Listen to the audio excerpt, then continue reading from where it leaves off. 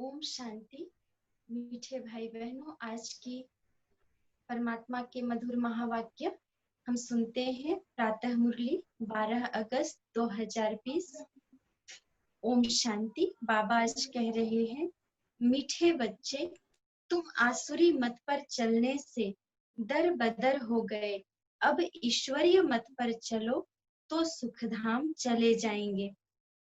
तो यहाँ पर बाबा ने समझाया कि परमात्मा की श्रीमत को छोड़कर हम जिसकी भी मत पर चले, आज तक वो या तो मनुष्य मत था, मन मत था, पर मत, गुरुओं का मत, वेद शास्त्रों का मत, और ये सब मत पर चलने से हम भक्ति में दर बदर अर्थात इधर उधर धक्के खाते रहे। परंतु अभी बाबा की श्रीमत मिल रही है, स्वयं भगवान की श्रीमत, जिस पर चलने से हम सुख धाम अर्थात स्वर्ग के मालिक बनेंगे। आज बाबा हमसे प्रश्न कर रहे हैं, बच्चों को बाप से कौन सी उम्मीद रखनी है, कौन सी नहीं। बाबा समझाते हैं, बाप से यही उम्मीद रखनी है कि हम बाप द्वारा पवित्र बन अपने घर और घाट राजधानी में जाएं। बाबा कहते हैं, बच्चे, मेरे में यह उम्मीद नहीं रखो कि फलाना बीमार है आशीर्वाद मिले। क्या है कि भक्ति में हम भगवान से छोटी छोटी चीजों के लिए मनोकामनाएं रखते थे, मन्नत मांगते थे, उम्मीद रखते थे। परंतु परमात्मा कहते हैं, अब ये छोटी छोटी बातों के लिए मुझसे उम्मीद नहीं रखो। बीमारी में भगवान कुछ ठीक कर दे, आशीर्वाद मिल जाए, नहीं। यहाँ कृपा या आशीर्वाद की बात ही नहीं है। बाबा कह रहे हैं, मैं तो आया हूँ तुम बच्चों को पतित से पावन बनाने। अब मैं तुमको ऐसे कर्म सिखलाता हूँ जो विकर्म न बने। गीत है, आज नहीं तो कल बिखरेंगे यह बादल। कौन से बादल?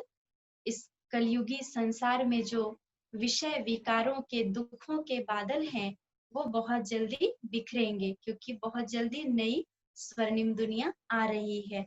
ओम शांति। रूहानी बच्चों ने गीत सुना। बच्चे जानते हैं अब घर चलना है, बाप आए हैं लेने के लिए।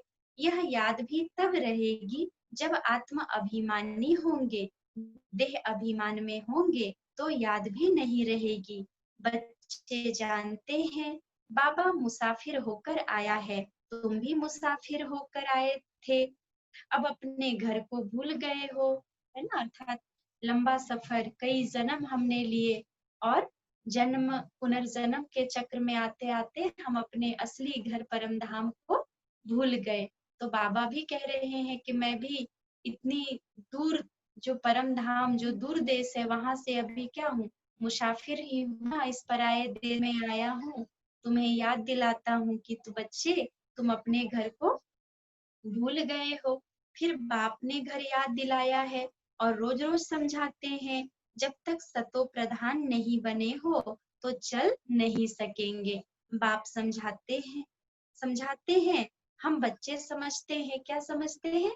कि बाबा जो कुछ कहते हैं ठीक कहते हैं। बाप भी बच्चों को जो श्रीमत देते हैं तो सपूत बच्चे उस पर चल पड़ते हैं, है ना। जो देवकुल की महान आत्माएं हैं, जिन्होंने प्यारे परमात्मा पिता को समझा, पहचाना, उसके सत्य ज्ञान को, वो रोज मुरली सुनती है, और मुरली अर्थात बाबा की श्रीमत, जिसको वो धारण भी करती हैं।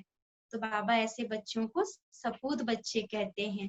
बाबा कह रहे हैं कि बाबा आकर हमें अभी श्रीमत देते हैं, ऐसी मत और कोई दे नहीं सकता। इस समय तो और तो कोई ऐसा बाप नहीं जो अच्छी मत देवे, इसलिए दर बदर हो पड़े हैं। अर्थात हम क्या कर रहे हैं, धक्के खा रहे हैं अंधेरे में, दुखों में। इसलिए परमात्मा कहते हैं, श्रीमत देने वाला एक ही बाप है, उस मत पर भी कोई बच्चे नहीं चलते। वंडर है, लौकिक बाप की मत पर चल पड़ते हैं, वो है आसुरी मत, है ना। देह अभिमान में रहकर जो बातें कही जाती है, जो मत दी जाती है, उसको कहते हैं आसुरी मत, जिससे हमारी गिरती कला हो जाती है। यह भी है तो ड्रामा, परंतु बच्चों को समझाते हैं, तुमने आसुरी मत पर चल इस गति को पा लिया है। अब ईश्वरीय मत पर चलने से तुम सुखधाम में चले जाएंगे। वह है बेहद का वर्षा, रोज समझाते हैं तो बच्चों को कितना हर्षित रहना चाहिए, है ना। भगवान रोज हम बच्चों को पढ़ाते हैं, श्रीमत देते हैं, हम पे मेहनत करते हैं, तो बाबा कहते हैं बच्चों को कितना हर्षित रहना चाहिए। सबको यहाँ तो नहीं बिठा सकते, घर में रहकर भी याद करना है। बाबा के जो सेवा केंद्र होते हैं, सेंटर या मधुबन, जहाँ पे समर्पित भाई बहने रहते हैं, तो बहुत लोग ये मन की इच्छा रखते हैं कि आप लोग की तरह हम भी सेंटर पे रह जाते, परंतु बाबा कहते हैं बच्चे आपको अपने घर परिवार को भी संभालना है, वहां भी सेवा करनी है। सब अगर यहाँ रह जाएं तो फिर आपने जो रचना रची है उसकी संभाल कौन करेगा। तो बाबा इसलिए समझाते हैं कि अभी बाबा कहते कि श्रीमत पर तुम्हें चलना है।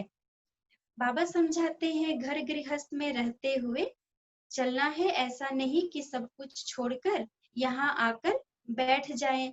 घर में रहकर भी याद करना है, अभी पाठ पूरा होने का है, अब वापस घर चलना है। मनुष्य कितना भूले हुए हैं, कहा जाता है ना, यह तो अपना घर घाट ही भूल गए हैं। अब बाप कहते हैं घर को भी याद करो, और घाट मतलब हमारा जो ठिकाना है, हमारी अपनी दुनिया, स्वर्णिम दुनिया जिसको कहते हैं राजधानी, उसे भी याद करना है। अपनी राजधानी भी याद करो, अभी पाठ पूरा होने का है, अब वापस घर चलना है। बाबा पूछते हैं हम बच्चों से, क्या तुम भूल गए हो। तुम बच्चे कह सकते हो बाबा, ड्रामा अनुसार हमारा पाठ ही ऐसा है जो हम घर बार को भूल एकदम भटक रहे हैं। भारतवासी ही अपने श्रेष्ठ धर्म कर्म को भूलकर दैवी धर्म भ्रष्ट, दैवी कर्म भ्रष्ट हो पड़े हैं। अभी बाप ने सावधानी दी है, तुम्हारा धर्म कर्म तो यह था। कौन सा? देवी देवताओं का जो धर्म कर्म है, मूल रूप में हमारा धर्म कर्म भी वही है। वहां तुम जो कर्म करते थे वह अकर्म होता था। कर्म अकर्म विकर्म की गति बाप ने ही तुम्हें समझाई है। सतयुग में कर्म अकर्म होते, अकर्म का मतलब यहाँ पे कर्म का कोई भी बंधन नहीं बनता, क्योंकि संगम युग में परमात्मा की श्रीमत पर चल हम जो श्रेष्ठ कर्म करते हैं, सत्य यही है कि उसी का प्रारब्ध, उसी का फल हमें नए युग में मिलता है। इसलिए उसको कहते हैं अकर्म, अर्थात वहाँ कर्म का कोई बंधन नहीं होता। तो बाबा ने हमें ये समझाया है। रावण राज्य में कर्म विकर्म होते हैं, कहने का मतलब विकारों के वश होकर के द्वापर युग से देह अभिमान में हम जो कर्म करते हैं वो कर्म हमारे विकर्म बन जाते हैं। बाबा समझाते हैं अभी बाप आया हुआ है धर्म श्रेष्ठ कर्म श्रेष्ठ बनाने, तो अब श्रीमत पर कर्म श्रेष्ठ करना चाहिए। कोई भ्रष्ट कर्म करके किसको दुख नहीं देना चाहिए। ईश्वरीय बच्चों का यह काम नहीं है, जो डायरेक्शन मिलते हैं उस पर चलना है। दैवी गुण धारण करने हैं, भोजन भी शुद्ध लेना है। अगर लाचारी नहीं मिलता तो राय पूछो। बाबा समझते हैं नौकरी आदि में कहाँ थोड़ा खाना भी पड़ता है, जबकि योग बल से तुम राजाई स्थापन करते हो, पति दुनिया को पावन बनाते हो, तो भोजन को शुद्ध बनाना क्या बड़ी बात है। नौकरी तो करनी ही है, ऐसे तो नहीं बाप का बने तो सब कुछ छोड़ यहाँ आकर बैठ जाना है। कितने ढेर बच्चे हैं, इतने सब तो रह नहीं सकते।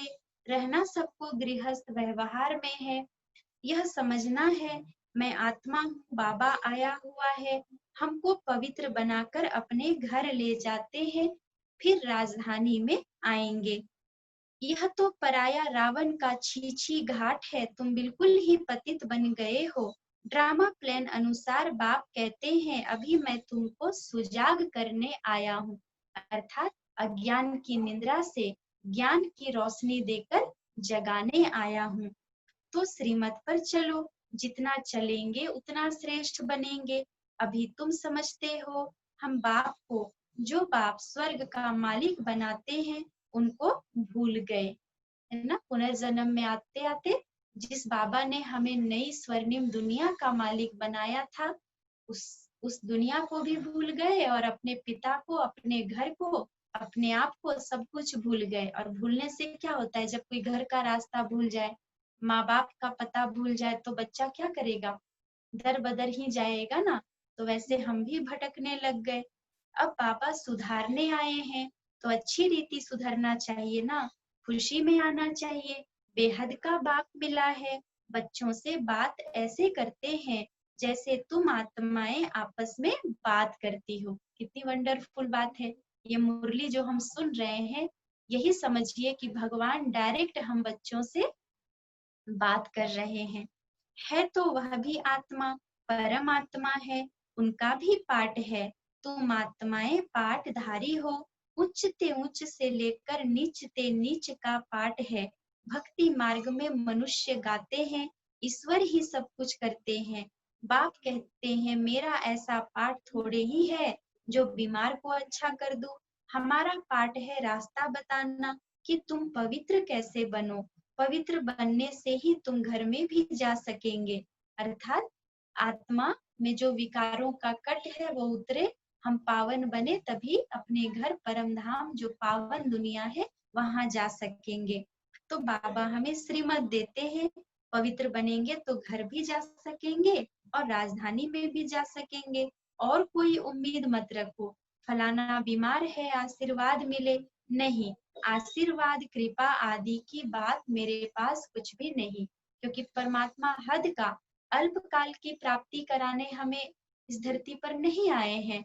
वो सदा काल के लिए बेहद की प्राप्ति 21 जन्मों के लिए स्वर्ग का वर्षा देने आए हैं। और हमने भी उनको बुलाया था विषय विकार मिटाओ पाप हरो। तो बाबा यही समझा रहे हैं कि मैं ये छोटी छोटी चीजें करने तुम्हारे पास नहीं आया हूँ। बाबा समझाते हैं कि फलाना बीमार है आशीर्वाद वगैरह की, बाबा कहते मांगने की बात नहीं मेरे पास, ये सब नहीं। उसके लिए साधु संतों आदि के पास जाओ। तुम हमको बुलाते ही हो कि हे पतित पावन आओ, आकर हमको पावन बनाओ, पावन दुनिया में ले चलो। तो बाबा ने कह दिया कि साधु संतों के पास जाओ, तो इसको समझना है। जबकि भगवान स्वयं आए हैं तो फिर हम किसी देहधारी के पास क्यों जाएंगे। बशर्ते हमें निश्चय होना चाहिए कि ये श्रीमत स्वयं परमात्मा दे रहे हैं, तो करण करावनहार सारा जिम्मेवार वो है। इसके लिए हमें कहीं भी अब धक्के खाने की भक्ति में जैसे हम करते थे अब जरूरत नहीं है। इसलिए बाबा याद दिलाते हैं कि तुमने ही बुलाया कि पावन दुनिया में ले चलो। तो बाप पूछते हैं मैं तुमको विषय सागर से निकाल पार ले जाता हूँ, फिर तुम विषय सागर में क्यों फंस जाते हो। भक्ति मार्ग में तुम्हारा यह हाल हुआ है, ज्ञान भक्ति तुम्हारे लिए है। सन्यासी लोग भी कहते हैं ज्ञान भक्ति और वैराग्य, परंतु उनका अर्थ वह नहीं समझते। अब तुम्हारी बुद्धि में है ज्ञान भक्ति बाद में वैराग्य, तो बेहद का वैराग्य सिखलाने वाला चाहिए। बाप ने समझाया था यह कब्रिस्तान है, इनके बाद परिस्तान बनना है, वहाँ हर कर्म अकर्म होता है। अभी बाबा तुमको ऐसे कर्म सिखलाते हैं जो कोई भी विकर्म न बने, किसी को भी दुख न दो, पतित का अन्न मत खाओ, विकार में मत जाओ। है ना, गहरा राज है इसके पीछे कि हम जैसे धन से आया हुआ अन्न खाते हैं, धन भी जैसे तरीके से आया हुआ होता है, जैसे मन से बना हुआ अन्न होता है तो उसका पूरा प्रभाव हमारे मन और तन पे पड़ता है। जबकि अभी हमें श्रेष्ठ सतो प्रधान देवात्मा बनना है, तो इसके लिए भगवान हमें ये परहेज बतला रहे हैं कि किसी भी पतित के हाथ का नहीं खाना है और हमें पतित नहीं बनना है। अबलाओं पर अत्याचार ही इस पर होते, देखते रहते हो माया के विघ्न कैसे पड़ते हैं। यह है सब गुप्त, कहते हैं देवताओं और असुरों की युद्ध लगी, फिर कहते हैं पांडव और कौरवों की युद्ध लगी। अब लड़ाई तो एक ही है। बाप समझाते हैं मैं तुमको राजयोग सिखला रहा हूँ, भविष्य 21 जन्मों के लिए यह मृत्यु लोक है। मनुष्य सत्य नारायण की कथा सुनते आए हैं, फायदा कुछ नहीं, अभी तुम सच्ची गीता सुनाते हो। बाबा की मुरली क्या है, सच्ची गीता भी है, रामायण भी है। दुनिया में जितने भी वेद शास्त्र पुराण हैं, उन सब का सार परमात्मा की मीठी मुरली है। तो रामायण भी तुम सच्ची सुनाते हो। एक राम सीता की बात नहीं थी, इस समय तो सारी दुनिया लंका है, चारों ओर पानी है ना। यह है बेहद की लंका जिसमें रावण का राज्य है। एक बाप है ब्राइड ग्रूम, बाकी सब हैं ब्राइड्स। तुमको अब रावण राज्य से बाप छुड़ाते हैं। यह है शोक वाटिका। सतयुग को कहा जाता है अशोक वाटिका। वहाँ कोई शोक होता नहीं, इस समय तो शोक ही शोक है।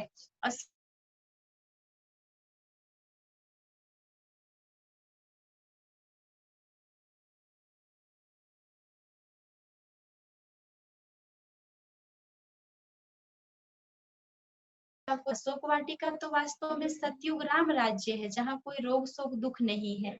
और बाबा अभी शोक वाटिका में आए हैं, दुख की दुनिया में।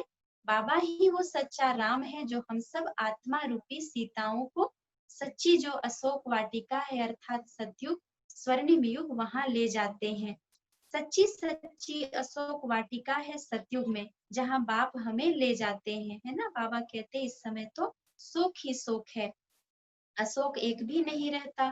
नाम तो रख देते हैं अशोक का होटल। बाप कहते हैं सारी दुनिया इस समय बेहद की होटल ही समझो। शोक की होटल है खान पान मनुष्यों का, जानवरों मिसल है। आज के मनुष्य क्या क्या खा रहे हैं हम देख रहे हैं ना। मनुष्य का भोजन तो मनुष्य कर ही नहीं रहे हैं, जानवरों का भोजन। तो परमात्मा भी हम बच्चों को समझा रहे हैं कि खान पान देखो जानवरों मिसल है। तुमको देखो बाप कहाँ ले जाते हैं। सच्ची सच्ची अशोक वाटिका है सतयुग में। हद और बेहद का कॉन्ट्रास्ट बाप ही बतलाते हैं। तुम बच्चों को बहुत खुशी रहनी चाहिए।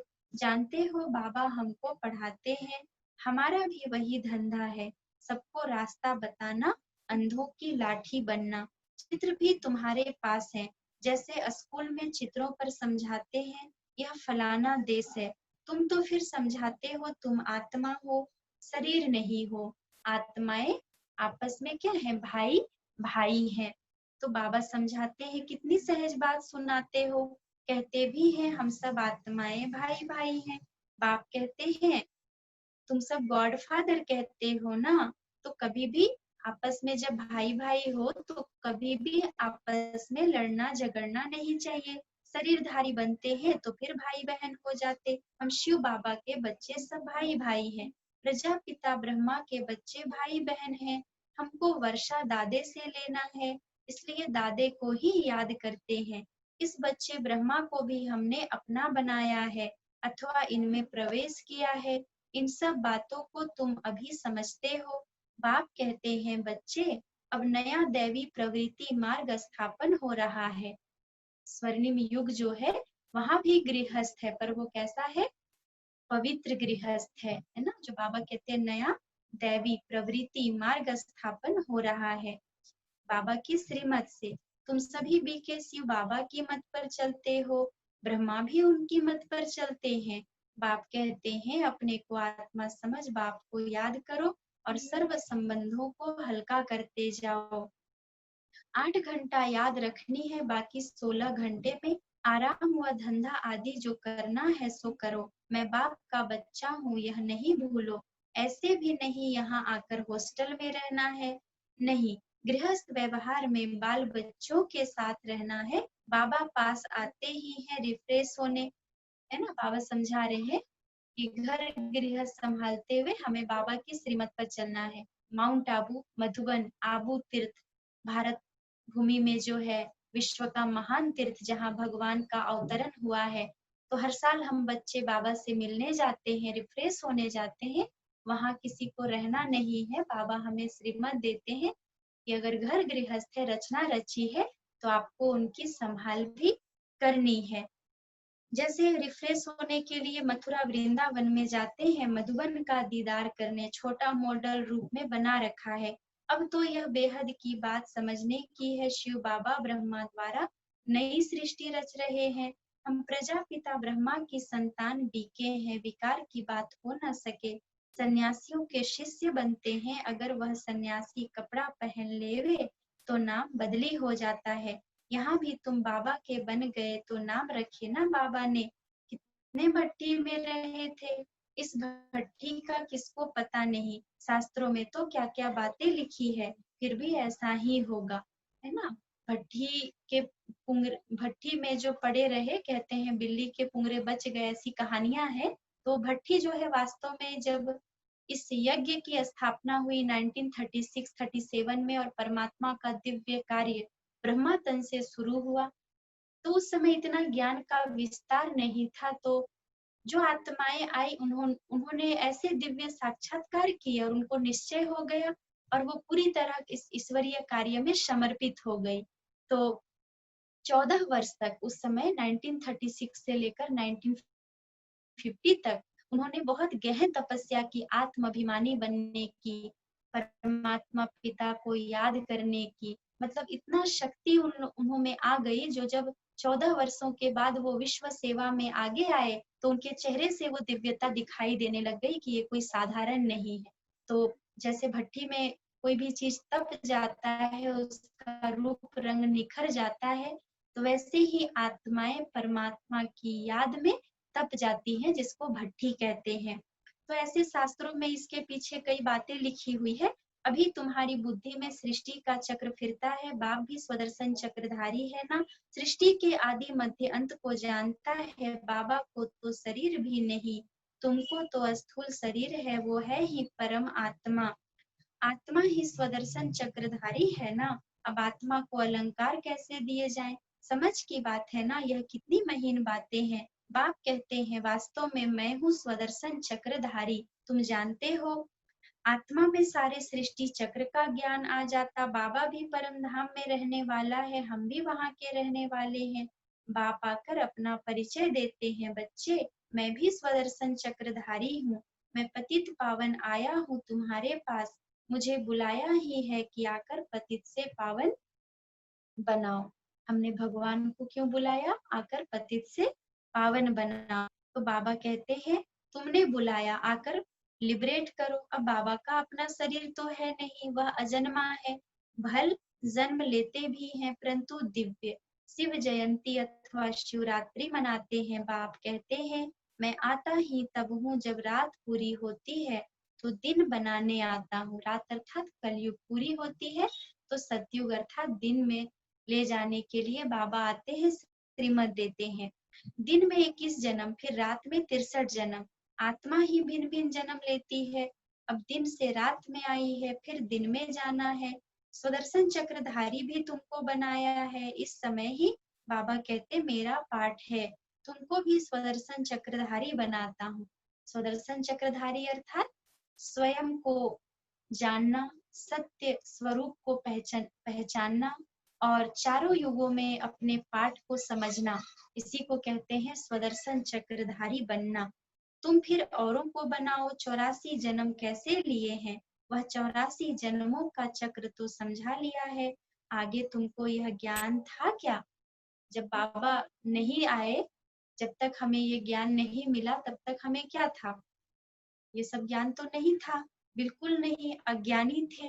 बाबा मूल बात समझाते हैं कि बाबा है स्वदर्शन चक्रधारी। उन